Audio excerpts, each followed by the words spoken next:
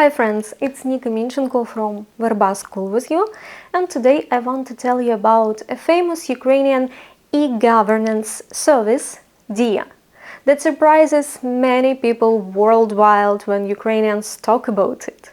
So I'm sure that this information might be interesting to you. But since this channel is devoted to learning the Ukrainian language, the video will be in Ukrainian, so you could combine listening practice with some curious information. But of course, there are English subtitles available, so everyone who doesn't learn Ukrainian could follow the video too. I will also add the information in English to the Verba blog, and the link is in video description. So, let's go! На жаль, Україна завжди була доволі бюрократичною країною. Усі процедури, пов'язані з документами, були довгими і складними.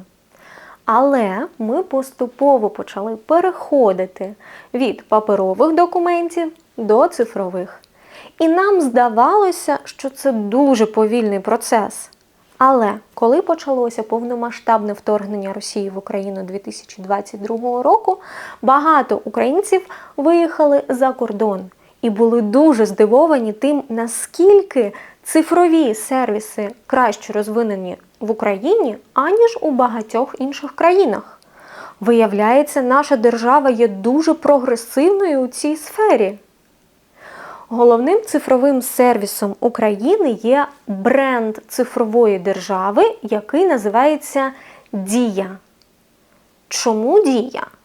Це абревіатура від слів «держава» і «я», тобто «state and me». Але також слово «дія» існує в українській мові і перекладається англійською як «act» or «did». Дія – це мобільний застосунок і веб-портал, який має багато функцій і постійно розвивається. Уперше Дію було презентовано 2019 року, а вже 2020-го більшість українців почали нею активно користуватися. Сьогодні майже кожен українець має застосунок Дія в своєму телефоні. Що ж є у цьому застосунку? Перш за все, там є список цифрових документів кожного українця. А саме, є документ, який посвідчує особу громадянина України під час військового стану. По суті, це аналог фізичного паспорта українця. Він містить повне ім'я, дату народження, податковий код, номер паспорта, фото та адресу проживання людини. Цей документ є офіційним на території України, і усі організації приймають його замість звичайного паспорта. Наступний документ – це картка платника податків з податковою інформацією.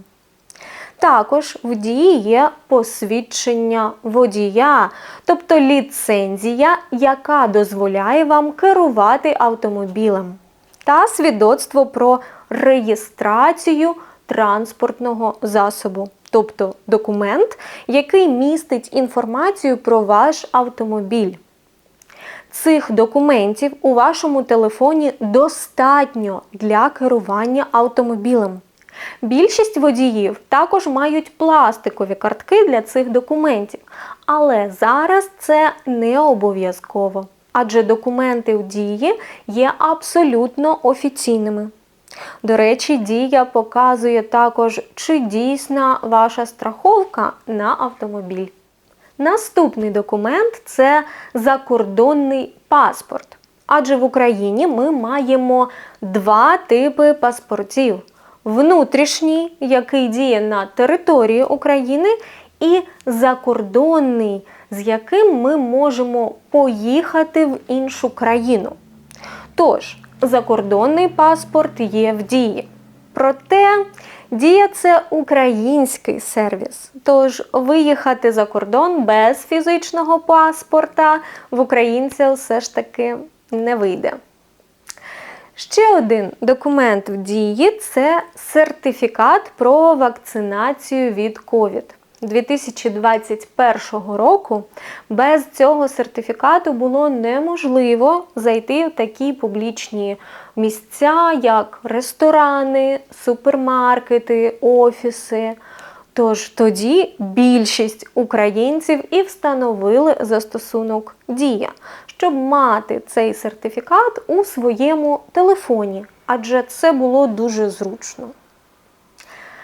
Ще в Дії є довідка переселенця. Це документ, який мають українці, які були вимушені переїхати в інше місто саме через війну. Нещодавно в Дію також додали дипломи і атестати про середню і вищу освіти. А зовсім нещодавно свідоцтво про реєстрацію або розірвання шлюбу та зміну прізвища. Тут також можна знайти свідоцтво про народження дитини або пенсійне посвідчення. Уявіть, усі ці документи просто є у вашому телефоні. Це дуже зручно. Вхід в застосунок захищено біометричними даними. Тож навіть якщо ваш телефон викрадуть, злочинці навряд зможуть зайти у цей застосунок. Але це ще зовсім не все. У Дії також є багато інших сервісів. Наприклад, автомобілісти моментально будуть отримувати повідомлення про штрафи і можуть легко і швидко сплатити їх прямо в застосунку. Ви навіть можете зробити пропозицію і подати заяву на шлюб, а також одружитися по відеодзвінку через Дію. Ця можливість стала надзвичайно актуальною для України, коли багато чоловіків проходять службу в армії і не мають можливості зробити нормальне весілля. Але вони хоча б можуть оформити стосунки офіційно, навіть на відстані, що є дуже цінним, адже нові сім'ї мають народжуватися навіть під час війни. Через Дію також можна сплачувати податки, бачити деталі ваших судових справ, якщо такі є, брати участь в різних державних опитуваннях, купувати військові облігації, допомагати армії і багато іншого. На веб-порталі Дії можна знайти ще багато інших сервісів. Там можна подавати заявки на отримання грантів для бізнесу, різні ліцензії, довідки, шукати роботу.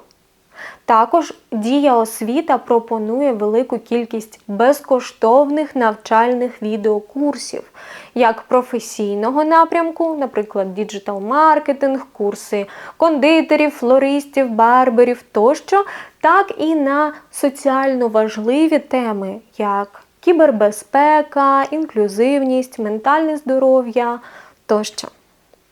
Тож, Дія – це дуже зручний, сучасний український сервіс, який допомагає зберегти багато часу і зусиль, які ми раніше витрачали на різні державні послуги. Наразі майже всі основні документи і важливі державні послуги доступні через один застосунок в телефоні. А тепер мені цікаво прочитати ваші думки про цей український сервіс і дізнатися, чи є схожі цифрові сервіси у ваших країнах. Будь ласка, напишіть, що ви думаєте у коментарях. Також не забудьте підписатися на канал Школи Верба, якщо ви ще не підписані. Обов'язково поставте вподобайку і поширте це відео у ваших соціальних мережах. Дякую вам за увагу і бажаю чудового дня. До зустрічі, друзі. Бувайте!